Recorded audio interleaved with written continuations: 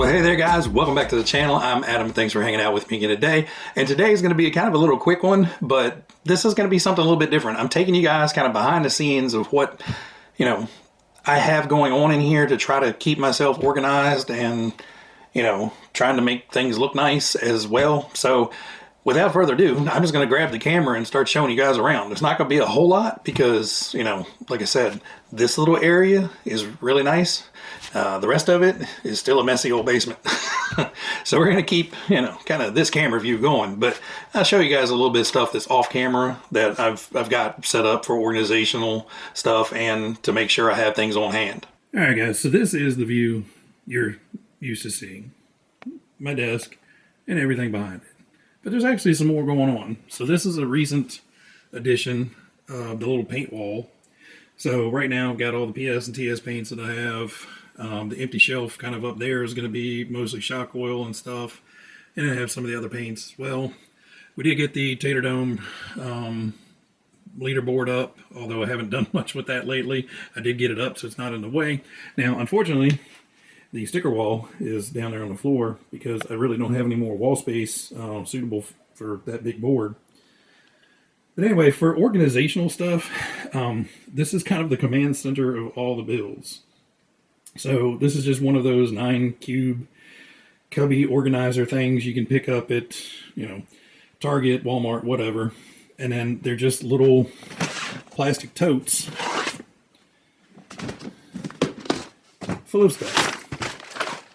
This one doesn't have a label on the front, but most of them, Tamiya new parts, Tamiya spare parts, Tamiya shocks, wheels, tires, crawler new parts. There's another bin back there that has like used crawler parts in it and stuff. So I got these cubbies, these tubs for the cubbies because I can fit 2 per slot. So now I have 18 of those plastic bins that I can keep stuff in. So it helps me stay organized and understand what I have. So I know, do I need to order some more motors? Am I almost out of motors? Am I almost out of servos? Am I almost out of receivers? Do I have shocks for that build? It helps. One thing to go with these totes are little plastic bags. So what I do is I order, 100 or so at a time on Amazon, or sometimes you can find them at your local hardware store. But I have a couple different sizes, and it makes things really, really handy when you can put small bags in big bags. Like all these are shock parts: collars, pistons, rod ends, clips, spacers, out of all leftover parts out of kits, and I have them all in one big bag, so I know exactly where all my little shock bits are. Old friction shocks off of builds. I don't know why I keep them, but I keep them. O-rings for shock rebuilding. Shock springs. More plastic bushings and brass bushings than any person should ever have. I wish they would do an exchange program, send them back 1,000 bushings and you get a free kit or something. All the little extra U-brackets from builds that weren't needed. Makes things really, really handy to, and with these, these are the spare parts out of the Blockhead Hot Shot 2, aka the Not Shot, that I have left over. So if you can get the ones with the labels on them, then you can just write on them and know where everything is. These little parts bins have saved me more than once. So in here we have a ton of Tamiya machine screws, washers, nuts, and then a ton of the self-tappers in there. And then in this one, we have more of the specialty parts. So up top you have like the shoulder bolts, longer shoulder bolts, then you have all this different ball ends, smaller hardware, and then some of the odder sizes of self-tappers, and then a whole slew of cross pins and wheel pins and stuff like that. And then, all the little grub screws and everything. So these things I found, I think I got these at Harbor Freight. But these things with the locking lids, that has saved me more than once from having things spilling out all over the place. I used to have everything kind of condensed into one, But over the years, after building so many kits and acquiring a few spare parts bags here and there, I just have just too many. So I just had to split them out so they're a little bit more manageable. So grease, it's another great thing to have in here. I've got the thread locker, anti-wear grease, big tubes of ceramic grease, a ton of the small Tamiya tubes of grease and the ceramic grease. More, all these just came out of kits. I basically build everything with the ceramic grease or, a marine grease.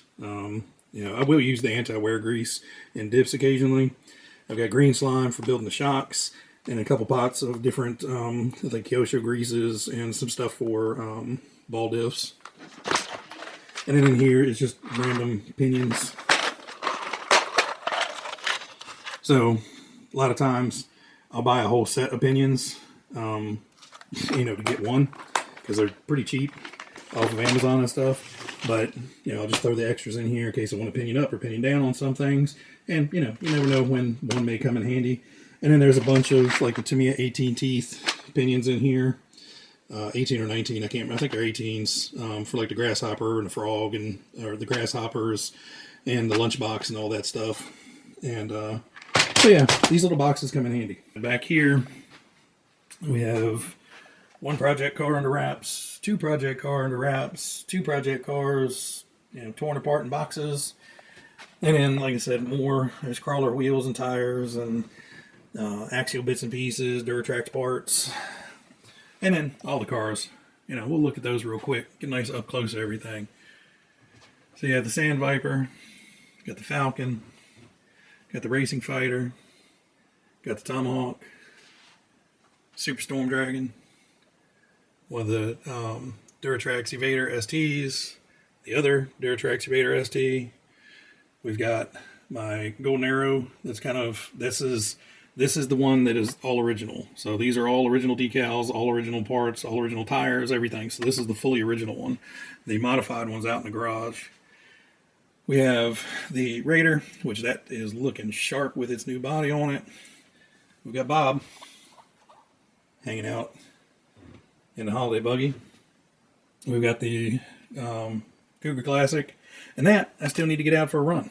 I don't even know if I guys have shown you the up close of that. Well, there it is. That is the paint job all done up on the Cougar Classic. We have the Baja Champ, which that still needs to be gone through. That's just as I got it from the auction months ago. We've got the Monster Beetle, so that one's got its new red body on there. The black body's down there chilling. We've got Rolling Thunder, the kind of namesake for the Tamiya lunchbox. That's what it was designed after. We've got the Wild Willie with me hanging up in there. Come on, focus. There we go. And then we've got the Hot Wheels Fun Haver lunchbox, and that one's got spuds in there. Of course, we got the Mud Blaster 2. We've got my SCX 10-2 crawler. We've got the Blitzer Beetle with the kind of weathered up Herbie body. We've got the Citroen. This one's on a TL01 chassis. And I just got parts from that from Rex as well. We've got the weathered up Frog. We've got the Not Shot. And then another project car. And then, of course, we've got the Cabinet of the Minis, which is getting packed. One of my tanks.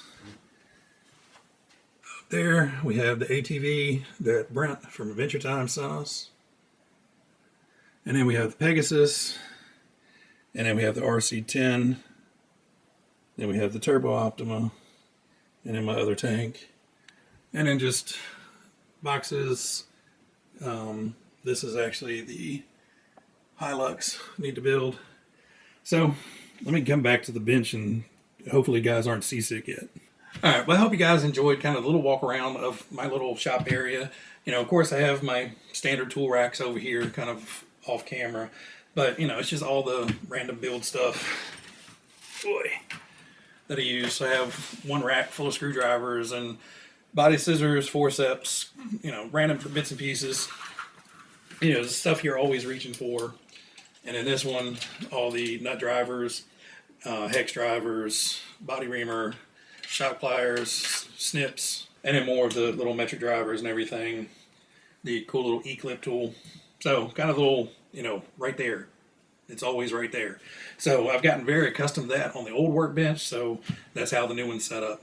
So anyway, guys, I hope you guys like the little kind of walk through the workshop area. Again, it's not much. It's a 10 by 12 little area in my basement that I've got set up now, and I think I've finally gotten it set up to where not only is everything accessible and it's right here, I don't have to keep running back and forth out to the garage for stuff, and it's starting to look the way I want it to look. The little paint rack was a really nice use of space. So all that is a over the door spice rack that I just didn't put the over the door hooks on, and I just screwed them all to 2 strips of wood that I spray painted black, and then mounted the whole thing to the wall. And the reason I had to do that was because the spice rack was like 12 inches where the screws go, and I needed the 16-inch for the hit the studs in the wall. It's going to keep evolving. I'm sure there's going to be more stuff brought out here. There's probably going to be new stuff added to it here and there. And, as I, keep improving it and making things better, I have plans for out there in the garage as well to, set up a paint booth out there so I can actually do some serious airbrush painting and everything, and have everything exhausting out, and, be able to make some decent paint jobs, or at least try to. Anyway, guys, I hope you guys like the rambling, the show and tell, all that good stuff. Everybody out there, you guys be happy, be healthy, be safe, and I will catch you guys on the next one. See ya.